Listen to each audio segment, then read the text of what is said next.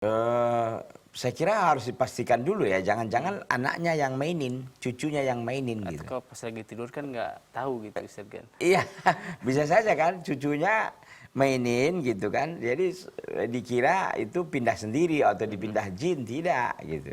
Jadi pastikan dulu. Nah, kalau emang rasanya enggak gitu kan. Memang sudah dipastikan cucunya juga enggak mau gitu. Tapi toh pindah juga di ruqyah. Di ruqyah syar'iyah gitu.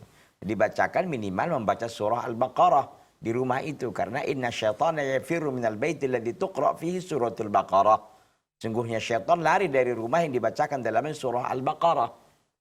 Ah, begitu. Dan sebelum tidur usahakan untuk membaca Al-Ikhlas, Al-Mu'awwadatain, lalu ditiupkan ke apa namanya ini ke tangan, lalu disapukan ke seluruh badan yang bisa dijangkau oleh tangan kita.